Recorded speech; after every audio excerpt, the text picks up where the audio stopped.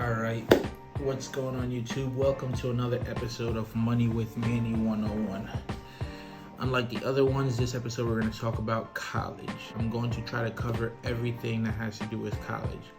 Now, just a little background myself. I went to high school in Liberty High School, which is in Bethlehem, Pennsylvania, and I currently hold 2 associates, a bachelor's where I double majored, and a master's. So this is why I want to talk about whether it is worth it going to college or not. Now, if you haven't done so yet, please make sure you like the video, comment, and subscribe. Hit the little bell thing so you can get notifications every time that I post a new video. All right, looking at college, there's 3 main things that you really want to cover. Who you are and what you want to do, whether that even requires an education. If you want to be a doctor, I guarantee you that college is going to be very well worth it because that's what you need to do in order to become a doctor. The number 2 thing that you need to worry about is affordability, or how much college can you afford. We're going to go into that deeper in the video. And the 3rd and last thing is your time. Do you have time to go to college? Let's say, are you fresh out of school, fresh out of high school, which is usually when you have the most time to go to college? Are you married, engaged, have children, or a single parent? Are they depending on your income, and how difficult will it be in time constraint and creating a schedule while trying to attend college, if that is something that you want to do? So those 3 things are essentially the topics I'm going to cover when it comes to whether college is worth it. So we're just going to start off with the fact. Instead of me reading a bunch of facts here, I'm going to put a bunch of pictures here just to identify tuition costs, whether it's in-state, out-of-state, private schools, the average debt per degree, and essentially the different facts that come along with going to college. There's a bunch of studies that show that having a higher level education is usually makes it easier for you to be employed. Now, like I said, these are just the facts. Also, earning is directly correlated with your level of education. This is talking about averages. Yes, there are people that don't even have a high school degrees that are making millions. But those are the exception, not the rule. And there's also people that have a doctoral degrees that are unemployed, like you're gonna see in some of these photos or props that I'm gonna use to essentially educate you on the facts that come along with college. And these facts are just based on studies of people that are 25 and over that have degrees, whether it be no high school degree or GED, a high school degree or GED, associate's degree, bachelor's degree, master's degree, and professional degree. Now, obviously this video is strictly about college. I am going to do a video that has to do with trade school, but that is going to be for the next video. Right now we're just covering college and whether it is worth it. So with all these facts that I have presented, I want you to understand that the facts heavily lean on the fact that college is 100%, well, more like 98%, because 2% on average of people that have a college degree are unemployed. So 98% of the time, college is worth it. Now, I will add a spin onto that and say that it has to do with a degree as well. Because the cost of college, as I'm going to continue showing these videos, is pretty substantial. College is the 2nd highest, I think, inflation. I think I read somewhere where college cost is the 2nd highest inflation that has happened over the years. Behind one thing, I forgot what the first thing is, but I was researching on college, but it is the 2nd highest inflation cost.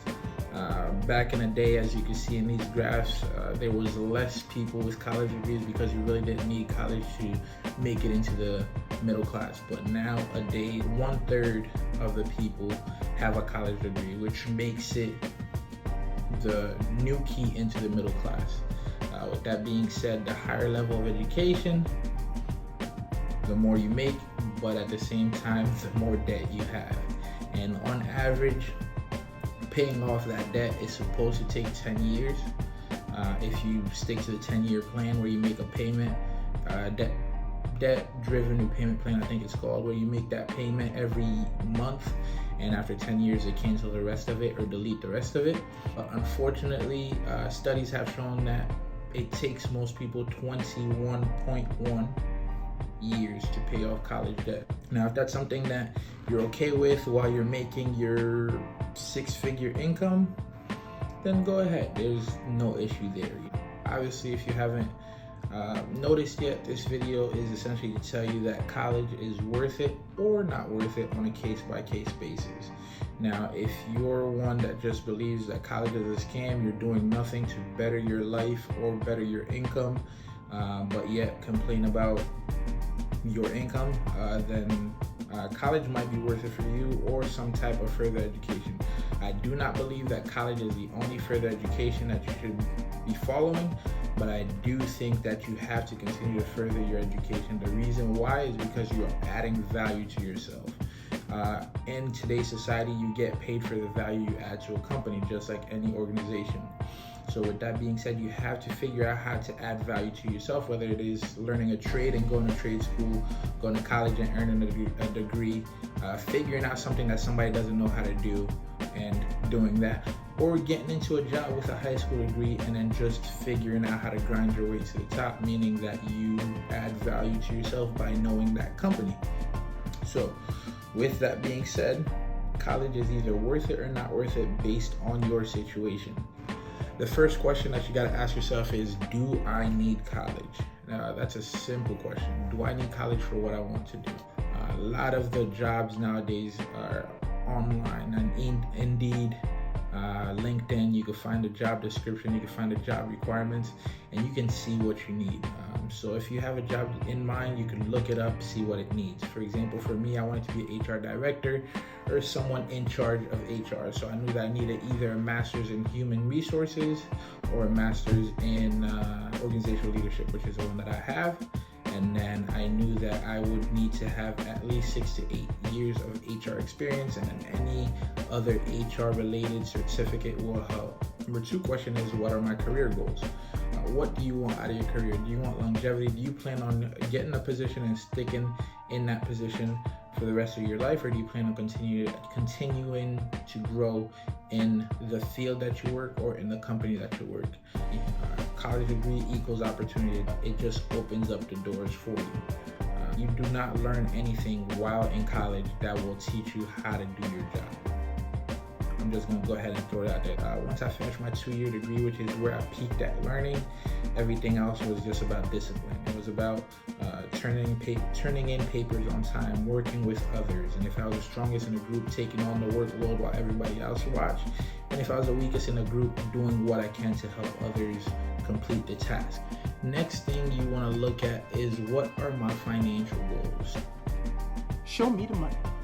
So obviously, with some of the pictures that I've posted, you can see that the further your education, the more money you make on average. Again, like I said, it's on average. So there are people with less education that are probably making more than me, and there are people with more education that are probably making less than me. And personally, I have a master's, and currently I think I'm making more than that average for a master's degree. And the position I'm sitting in does not require a master's, it only requires a bachelor's. All the master's is doing for me is giving me potential for growth, because there are positions in my future that I'm looking for that will require that master's, or that will make me stand out above my peers because I do have that master's. If you're looking to make about $50,000 a year, I think you'll be fine with an associate's. If you're looking to make 60 to 70, a bachelor's. If you're looking to make anything over that, I would recommend a master's. Now, obviously, that will also come with time, and it will come with the opportunity that you decide to choose. Obviously, the higher the risk of the job, the more you'll get paid. For example, sales, they'll give you a salary, but most of your money will be made in commission. So your work will pay you. So if you get a salary of, like, my first job, I was making 35 out of college. My first job out of college, I was making $35,000 flat with commission. And I transferred to a new job that paid $40,000 on salary plus commission, and then $60,000 plus a bonus. The last thing would be, what are your personal goals? Personally, I plan to never go back to school. I don't want to do it again. The only way, I've said this a million times, the only way I will go back to school is if my son doesn't want to educate himself, and I feel like me going back for my doctorates or for another master's will drive him to go back to school. But I promise you, I'll probably take one class at a time while he does his 4 years, 2 years, whatever he decides to do. Or even if he decides to do trade school, I'll still go back to drive him to go and further his education, because further education is always better than no education. So the last portion of the video, now we're going to talk about why you are not furthering your education. What is the reason that you're not furthering your education? Either it's too expensive, you don't have the time, or it's just something you don't need when it comes to your personal goals. So with it being too expensive, I just want to say that there are multiple ways to pay for school. I highly believe that you should start off in community college. The reason why I say that is because community college is literally half the cost of in-state tuition public school. So with that being said, you're paying pennies on the dollar on the same classes that you would take somewhere else. I highly recommend, if you plan on getting a bachelor's or a master's, to focus on gen ed classes during your associates. Or if you already know what you want to do, then focus on getting some of those more pricier classes out of the way. When I got to a 4-year university, after messing up my first 2 years, obviously, I already had 90-something credit built up all in community college and 2 separate degrees. I had an accounting associate's and a business administration associate's. After I finished those 90 credits, I went on to a 4-year school, and although I only needed 1 semester to complete my courses, I ended up having to double major and do a master's because I needed at least 2 years of education to be able to commission as an officer. There's no need to go to private schools unless you're on a full ride. I went to 2 private schools, one in Pittsburgh and one in Indiana, and the level of education does not differ. There's nothing that they teach you that is better. So I would say go to an in-state school and make sure it is a state school. Like, I went to East Stroudsburg University. That is where I got my bachelor's and my master's. And I'm out performing people that went to bigger schools, more expensive schools, and I owe less than them. That's essentially how you're going to cut the cost of college. Talk to a guidance counselor, talk to a financial advisor at the schools, and figure out how you can minimize the cost of school. There's financial aid, there's scholarships.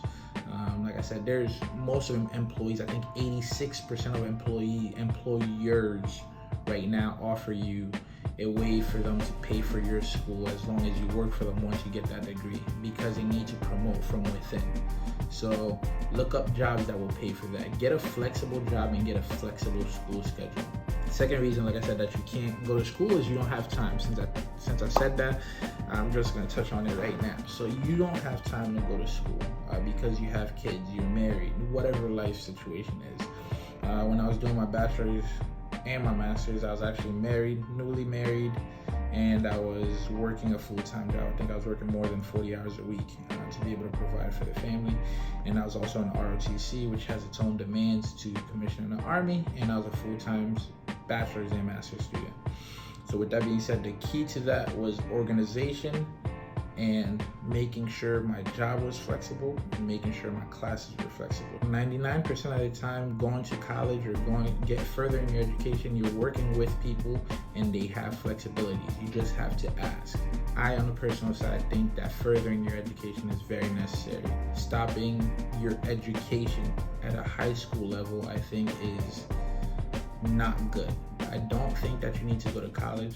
I don't think that you need to go to straight school, but I do think that you have to continue to further your education and continue to have that yearning for furthering your education.